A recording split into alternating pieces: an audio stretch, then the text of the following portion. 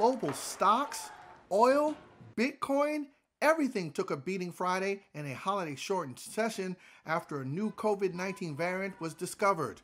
The Dow plunged 905 points, its worst day in more than a year. The S&P 500 tumbled 106, the Nasdaq nosedived 305. The new variant, which the World Health Organization designated the Greek letter Omicron, was discovered in South Africa. Little else is known, but scientists say this variant may be able to evade immune responses and could be more transmissible. Some countries are already tightening travel restrictions, sparking widespread fear the global economy is headed for a detour. And as Peter Cardillo, chief market economist at Spartan Securities, puts it, fear is the market's worst enemy. Look at what's happening in the stock market today. If you look at the transportation averages, it's down almost 4%. That's a huge decline. And that, certainly indicates that the fear out there is that we might have lower economic activity going forward. And if that happens, that means lower earnings. U.S. air carriers, which just saw international travel restrictions lifted, were hit over concerns people will be scared to travel again, just as the busy holiday season ramps up. United Airlines shed 9.5%.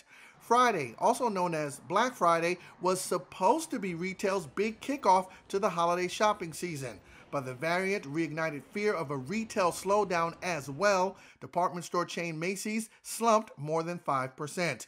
The chill went beyond stocks. Oil prices plunged 13% on Friday in the largest one-day drop since April 2020 on fear of slower demand. U.S. crude fell below $70 a barrel for the first time since September. And Bitcoin proved to be no safe haven. A slide in the world's largest cryptocurrency left Bitcoin 20% below its record high hit earlier this month. It's unfair, it's unjustified. The last passengers were arriving at London Heathrow from South Africa on Friday, after Britain was among countries to ban flights from there and 5 neighbouring countries, reacting to a new coronavirus variant detected in South Africa, alarming scientists and leaders worldwide. The variant has a spike protein that is dramatically different to the original one that vaccines are based on. Researchers are racing to find out if the mutation is resistant to current vaccines. Belgium reported the first known case in Europe, adding to those in Botswana, Israel and Hong Kong. The World Health Organization cautioned against hasty travel bans. But European Commission Chief Ursula von der Leyen said the EU should act now. It is now important that all of us in Europe act very swiftly, decisively and united. The European Commission has today proposed to Member States to activate the emergency brake on travel from countries in southern Africa and other countries affected to limit the spread of the new variant. All air travel to these countries should be suspended. Several other countries, including India, Japan and Israel, also toughened curbs. In Washington, top U.S. infectious disease official Anthony Fauci said no decision had been made on a possible U.S. travel ban, saying there was no indication that the variant was in the United States and it was unclear whether it was vaccine resistant. South African scientists suspect the sudden spike in infections in the country is linked to the new variant, but it's not clear how far it has spread beyond its borders. South African sport began to shut down on Friday, with the travel bans forcing international rugby teams and golfers to scramble to leave. World leaders on Friday scrambled to suspend travel from southern Africa in an effort to curb the spread of a new coronavirus variant announced by the World Health Organization. Today, we are announcing B11529 as a variant of concern named Omicron. The new mutation was found in South Africa, prompting U.S. President Joe Biden on Friday to restrict entry starting Monday to travelers from 8 southern African countries. Biden said the decision was made along with Dr. Fauci and the White House COVID response team. We don't know a lot about the variant except that it is a great concern. It seems to spread rapidly. Several countries, including Canada, Britain, India, Iran, Japan, Israel, Turkey, Switzerland, and the United Arab Emirates, also toughened travel curbs. But South African Minister of Health, Dr. Joe Fala, said the bans were unjustified.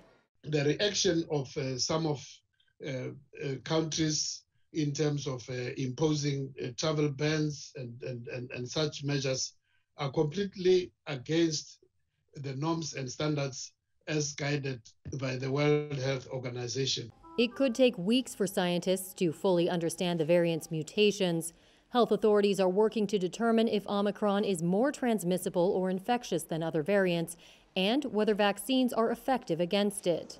In the wake of the discovery, President Biden called on nations meeting at the World Trade Organization next week to waive intellectual property protections for COVID-19 vaccines. The ripple effect of global supply chain issues has not only hit U.S. ports, but the country's roads as well. Gustavo Carrion Valero has been a truck driver for more than 30 years, mostly servicing New York's JFK airport, and said heading into the holidays, he often works round the clock due to the pressures of the job. So right now I started 4 in the morning to finish my shift sometime 1, 2, 3 in the morning. The president of H&R Freight, Michael Triolo, where Carrion Valero works, said truck drivers sometimes wait 20 hours at JFK just to load one shipment. Drivers are getting frustrated with staff at the airlines, frustrated with each other in the parking lot. There's been altercations back and forth with lack of structure to pick up the cargo in the airport. That's a big problem, given that trucks move about 70% of all the freight on the ground, says Stephen Flynn, head of the Global Resilience Institute at Northeastern University. The folks who are on the ground are doing all they can essentially to work around a system that's basically in complete constipation. Liz Picarazzi, founder of custom trash container company Citybin, said between sourcing raw materials like bamboo and aluminum and shipping, her product is part of about 15 different supply chain lines. So the shipment that we just received was on a very long journey. It was about 7 months, when normally it would be about 10 to 12 weeks. Her husband, Frank, the company's COO, said it's impossible to run a, quote, lean business due to the unpredictable nature of the health crisis. A shutdown in a hub in China means months of delays over here. So you can't really be agile anymore or nimble. You have to overbuy inventory. So when you eventually receive it, you've got 6 months of supply. So you can basically remain in business. Despite companies like UPS and FedEx pledging to work 24/7 to ease the glut, supply chain problems are expected to last into 2022. Well, we came from Brazil, we are tourists, and we came here to buy. I want to buy the iPhone, and he want to buy the Samsung 21, and they're all sold out, so we need to wait a little bit more, because for us that's living, for the tourists, I think lots of products are not,